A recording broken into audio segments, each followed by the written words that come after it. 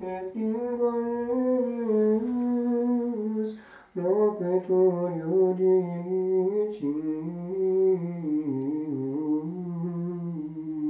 next Deus in codepsius, non emulari in malignantibus, neque zela veris facientes iniquitatem.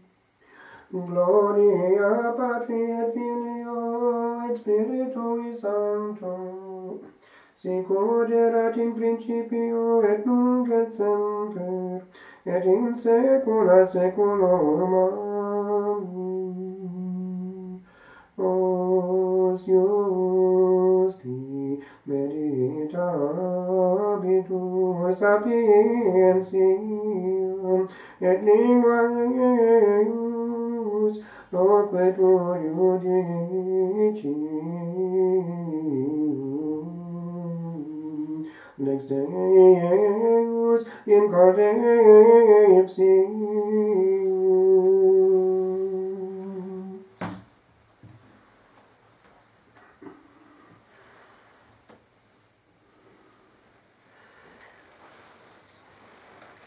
The young Dominic was formed by the canons regular at Osma, and this left its stamp upon him.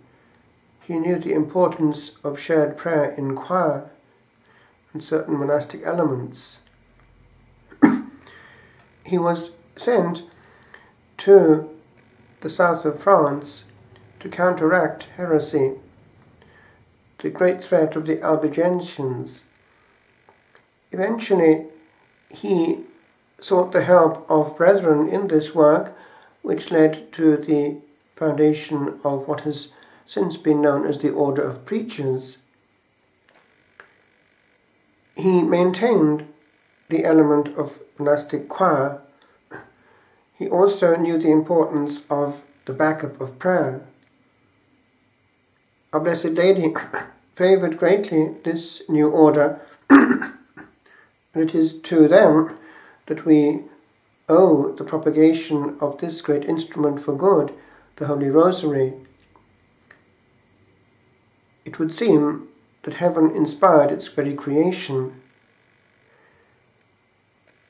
Eventually, the order specialized in theology and also maintained, and has maintained to this day, the dual element of contemplation and action. Indeed, recently I've had Dominicans here, young ones, and I noticed how early in the morning, if a Dominican was present at Holy Mass, he would automatically spend a long time in quiet prayer afterwards, something which I had noticed also in Rome when living with Dominicans. They would be inclined to spend a long time in prayer before anything happened in the course of the day. And they also did execute well the divine office. Indeed, the Angelicum is the only university in Rome that has Eucharistic adoration through the day during the season of the students when they're there. It was, indeed, a place of learning and also of encounter in the Lord. Prayer would begin the classes, habits were worn, and there was an awareness of the history of the place. The patron, St. Thomas Aquinas, was a giant, as was the co-patron, St. Albert.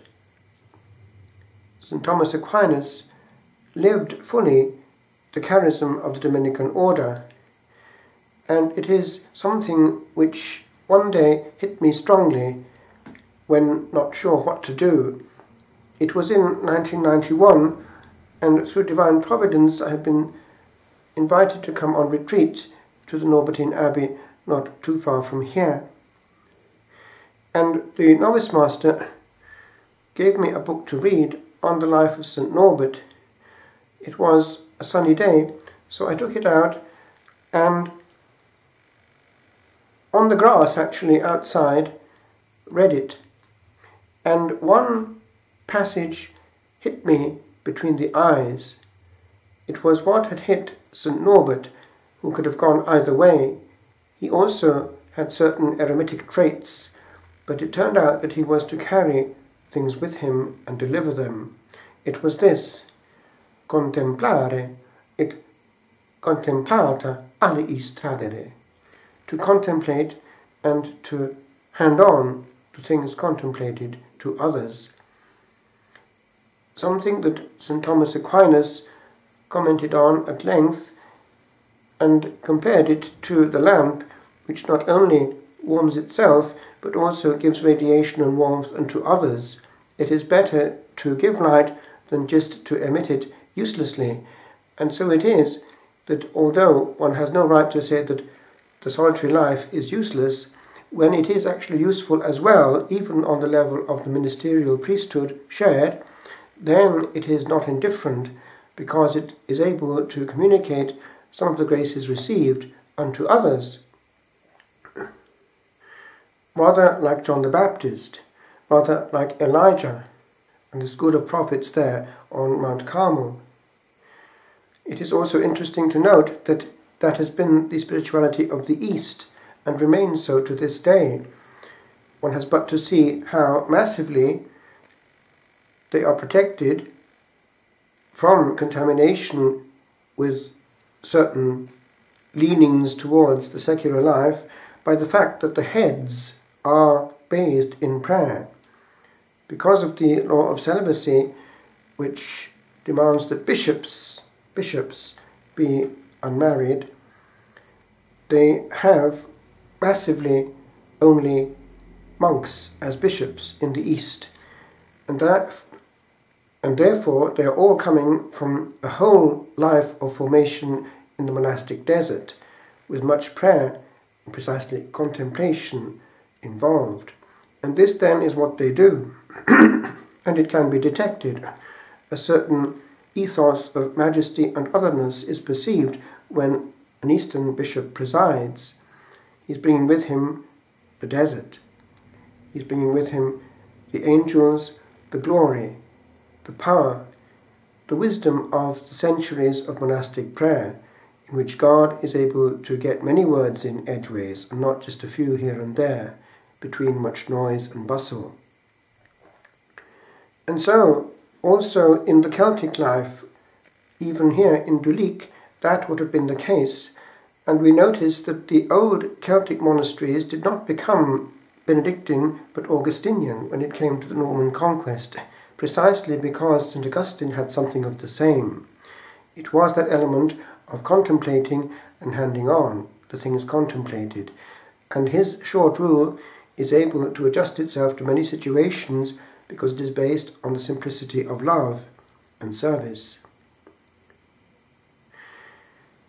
Now, when it comes to heresy, it needs instruments parallel to those that it is using. The power of preaching is such that an influential preacher can sway the crowds, and that was the experience of also the heretics. And when it came to counteracting that, Dominic saw that he had to have means on their level. Therefore, theology able to counteract error and preachers well formed. And so this army came into being. It has been blessed by the Lord, especially when faithful. We notice that there have been in some parts of the Dominican world a tendency to become elastic on certain points, notably the wearing only of the habit, that is, of the stole over the habit alone at the celebration of the sacred liturgy, which is not allowed.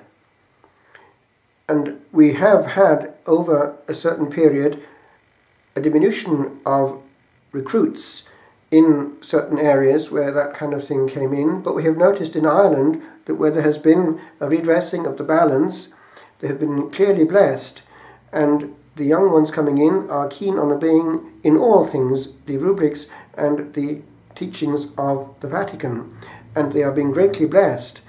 And we notice that young people draw other young people, and they draw people of quality, and they are wearing, even in the streets, the habits, let alone wearing all that they need to at the altar. And so it is that God is free to bless those who honour him with direct obedience, because one cannot honour God by disobeying him at the very altar where one wants to meet him. It has no sense, even psychologically. With regard to the way in which the Albigensians drew, it was also the fact that they were pure, katharoi, they were cathars, they were people who were purifying. They thought the church, but actually they were quite in error. And this was the attraction also of the wave of revolution which started with Martin Luther. It was claimed to be a purification, but actually there was more going on than meets the eye. Unfortunately, what started as a movement of purification became very quickly a movement of rebellion and independence. And it is well to be aware that Martin Luther himself was a troubled soul. It would seem that his early life explains one or two things in his later life. He was, as a student at Erfurt, involved in a duel in which the one he was fighting against, Jerome Brunst, died, and therefore Luther was in danger of being caught by the law. It would seem that that was the immediate motive for entering the monastic life. He actually says so himself. He became a monk so as to avoid being arrested.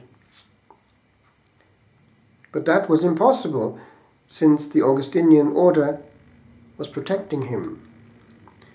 These are his very words. And as time went on, he found a following in his ideas, and that led to a certain independence of mind, and therefore of separation of mind with regard to authority. He was troubled, however. He was troubled by temptations. He, at one point, admits this: "I rarely have time to pray the breviary and celebrate Mass." He talks about being stressed from the temptations of the flesh, the world, and the devil. Indeed, it seems that he himself had doubts about his real vocation, because when it came to his first Mass, he was at the offertory about to discontinue the celebration and go away, and his superior obliged him to continue. We know the altar actually at which he celebrated his last Catholic Mass. It's in Rome. His own mother was troubled by the development of her son and asked him, should she also leave the Catholic Church to follow his movement? And interestingly enough, he answers in this vein: "No, stay a Catholic, because I do not want to deceive nor betray my mother." It's as though he somehow was aware of the responsibility that he bore for the soul of his mother in the case in which she would actually follow him.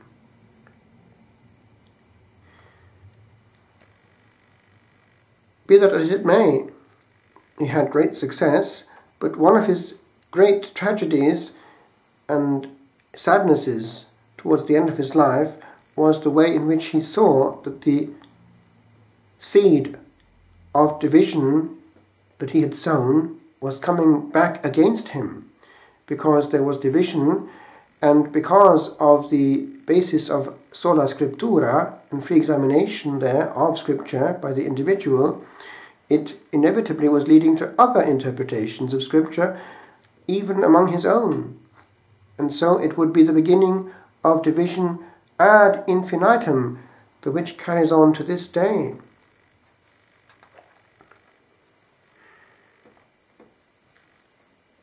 It would seem also that he was troubled through his life.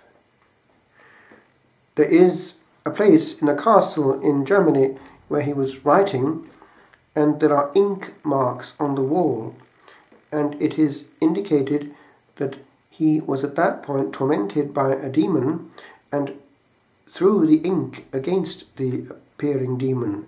Of course, it landed on the wall.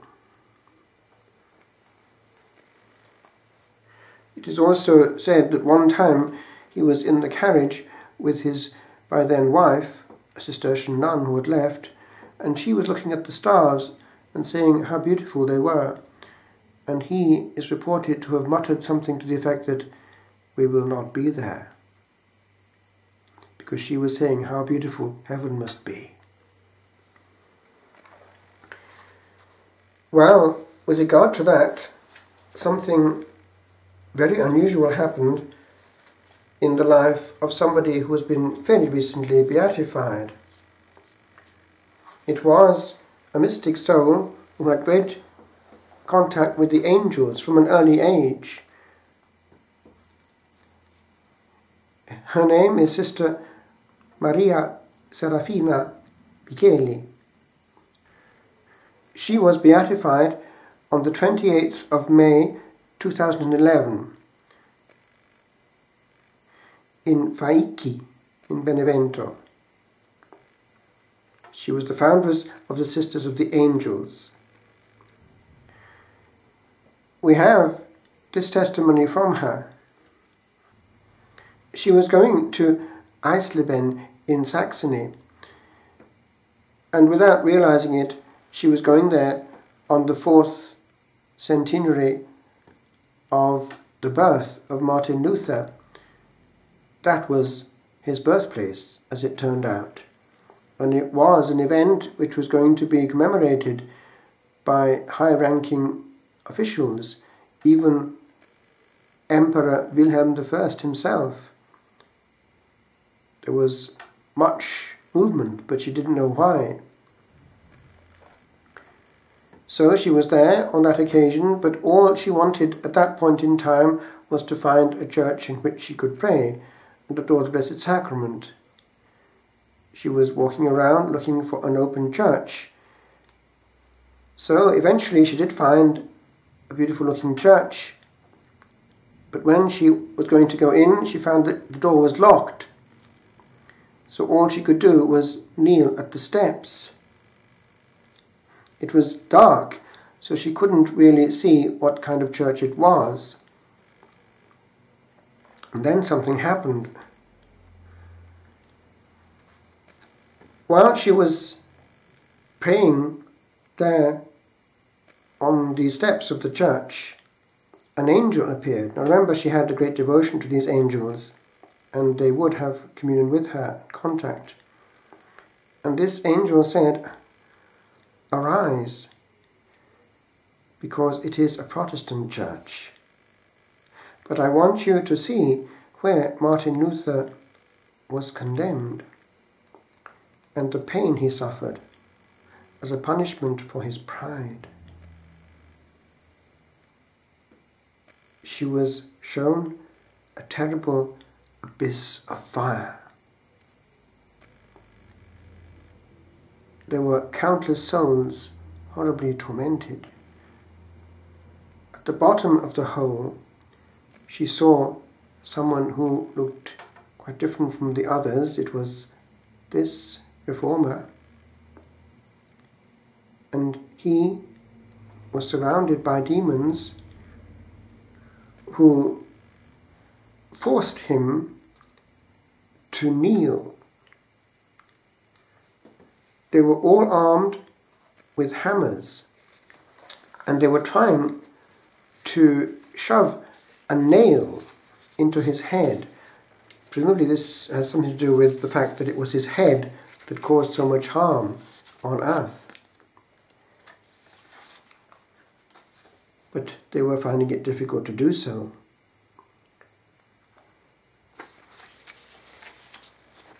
The way in which this mystic soul saw the end of this reformer is interesting for the fact that she insists evermore, when handling her own young nuns, on the terrible danger of the sin of pride. In formation in France, I had actually been given quite a few of the writings of Luther to look at through the eyes of somebody who had commented them, and one sees the evolution of his writings. They start off with a tender devotion to a Blessed Lady, and they go towards an aggression which is then quite cosmic in its effects. What has entered in is that mode of pride. And he was intelligent, because we have this beautiful Bible from his pen, the translation into German, which standardized the German language, rather as did the Welsh translation in Wales. These Protestant countries have a good language because the Bible was the basis of their daily reading.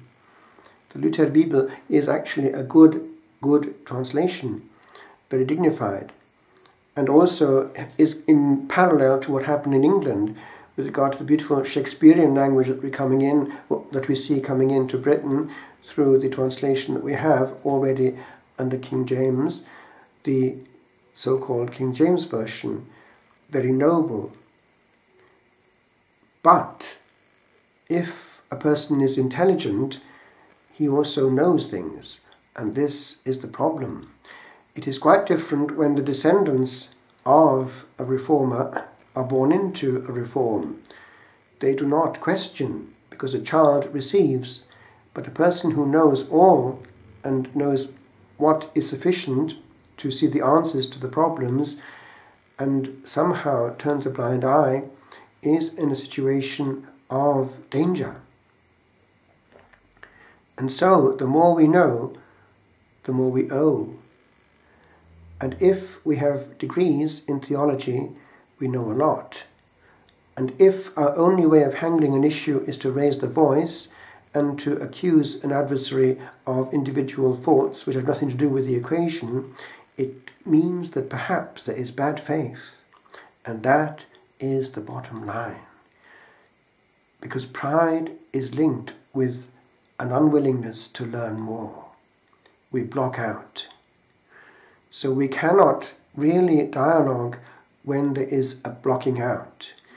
Dialogue is linked with communion, and communion is linked with respect, and respect is linked with humility, and humility is linked with silence.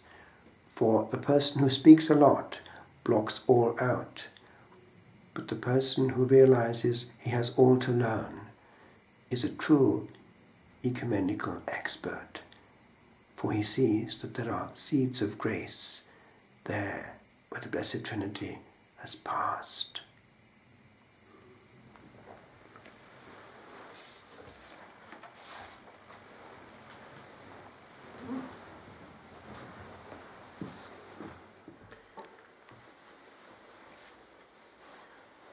Fidelis servos et prudens, quem constituit Dominus super familiam suam, ut et illis in tempore tritici mensuram.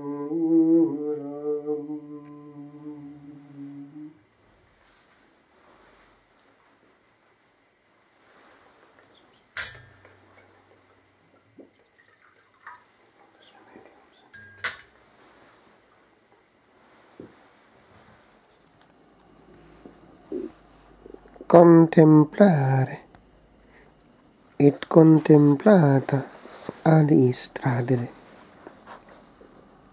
To contemplate and hand on the things contemplated to others.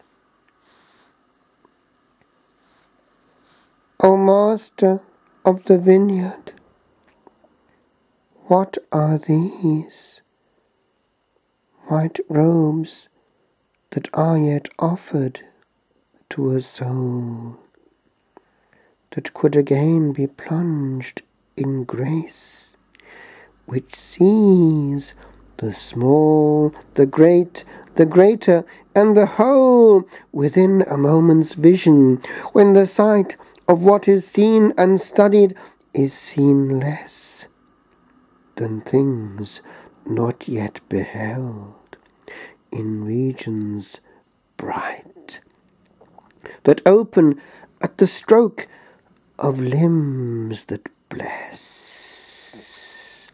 O world beyond the world, can words beget new angel bands to walk toward thy shore? And is there use for thought more fruitful yet than inward thinking that packed well its store? Is there a way, good Lord, that we can walk together, thought in thought, and of this torpido